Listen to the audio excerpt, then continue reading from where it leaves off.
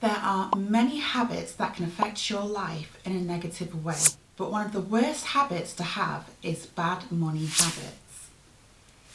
In this video, I'm going to shed some light on the money habits that might be keeping you from reaching your full potential. And I'll be breaking down the money habits that are keeping you poor that you need to ditch as soon as possible. Welcome back to my channel. It's Tammy Lacria, and I'm a coach that provides content in relation to business, self-improvement and lifestyle. If you want to get your life on track and make major improvements, please watch this video till the end. So the first habit I would like to touch on is living beyond your means. What does this mean? Well, when you're living beyond your means, you're basically spending more money than you can actually afford. This is one of the most significant culprits of staying poor. Are you constantly spending more than you earn? If the answer to that is yes, then it's time to put an end to those lavish splurges and start living within your budget. Budgeting may seem off-putting and strenuous, but it is imperative that you start making a habit of doing it in order to live within your means. You need to start tracking your expenses, cutting out on unnecessary costs, and start saving. They say it's easier to spend money than it is to save money, and it's completely true, which is why you need to budget and you need to track. I've created a free budget planner for you guys to download, so if you want to download this and start tracking your budget, please find the link in the description and download it. It will be really useful for you guys. There are many reasons why people may live beyond their means. One being the fact that people feel the need to keep up with appearances. People naturally gravitate to glitz and gold, and if you have a competitive spirit, it can drive you into overspending. But you have to remember that your path is exactly that. It's your path. It's fine to admire and feel inspired by other people's journey, but don't put yourself in a worse off position by doing this. The next habit I'd like to mention is ignoring debt. Debt can be a real wealth killer. If you're ignoring your debts, burying your head into the sand is not going to make it disappear. I'm telling you, I have been there. I remember being around 18 years old when I took out my first ever credit card. I was a student and didn't even work. And I maxed it out within a couple of weeks and then decided to take out another one. And then guess what I did? I decided to max that one out too. I ignored all of the calls, I ignored all of the letters until it got to a point where I just couldn't ignore it anymore. And all this did was impact my credit score, and then I think my mum had to pay off my credit card debt. But what is so crazy to me is how credit cards are so readily available to young adults. 18 is young regardless of whether you're considered an adult or not. And money management for me at that age was non-existent.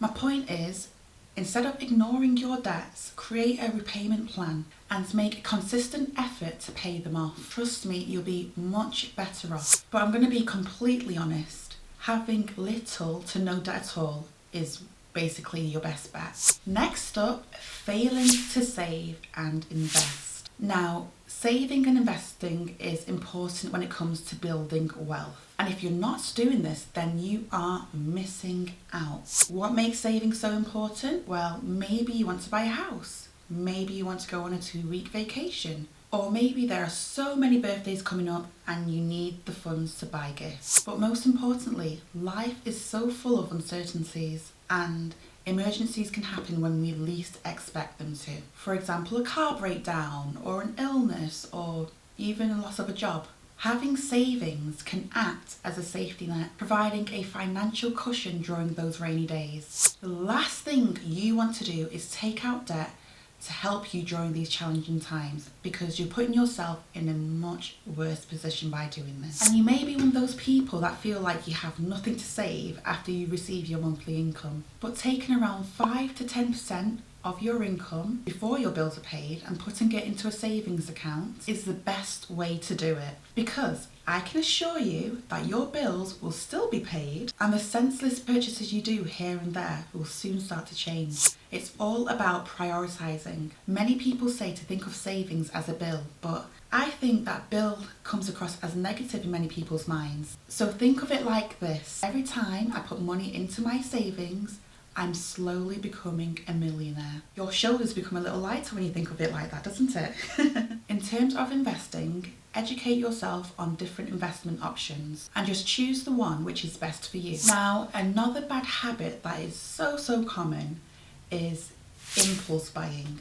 Those impulsive purchases can keep you from reaching your goals.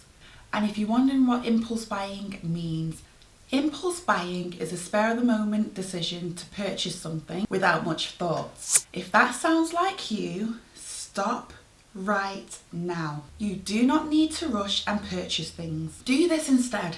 Give yourself a day to decide whether or not you want to purchase what it is you were planning on purchasing. You'll be surprised how fast your mind can change, which then tells you that you didn't really need it or want it in the first place. Trust me, impulse buying can negatively affect your financial goals. You have to think of the bigger picture, and again, you need to prioritize your purchases. I'm not saying that you can't treat yourself or you have to put off purchasing a new outfit for an event that's coming up instead of wearing an old one that you already have in your wardrobe. What I'm saying is make it make sense. Don't just purchase for the sake of purchasing something if it isn't going to be that beneficial to you. Next, another bad habit is not setting clear financial goals. Now, this can be detrimental. If you are unsure of where you're going, then guess what? You'll end up nowhere. You need to set clear, specific financial goals for yourself. Whether that be starting a business or buying a house, you have to have a target in mind when it comes to making financial decisions and staying focused. Now, another one that has to be mentioned is ignoring small expenses. It doesn't cost that much, it doesn't make a difference. Yes, it will. It will. Those small expenses build up over time. That's why you probably don't notice it, because it's not instant, it builds up over time. And that could be a cause of why you're stuck in a financial rut. You have to keep an eye on small spendings too and cut back where you can. Now, another one would be only having one stream of income. Many people only have one stream of income. It's quite the norm for most people. But relying on one stream of income can be incredibly risky. Now, think of it like this. If you're going through a challenging time, which is better? Having one person to lean on or having a good few people to lean on? The second option is better, isn't it? Explore some side hustles, freelance work or passive income opportunities. The more money you're able to bring in, the more financially free you will be. Habits take time to build, okay? And nothing happens overnight, but if you start to implement these little things into your life, that's when you'll start to see change, that's when you'll start to see a difference. You have to be consistent and you have to take these steps seriously in order to be financially free. Now, if you found this video valuable, please hit the thumbs up and don't forget to subscribe for more empowering content. And also feel free to check out my other videos to help motivate you and transform your life. Thanks for watching and I'll catch you in the next video. Stay blessed. Bye.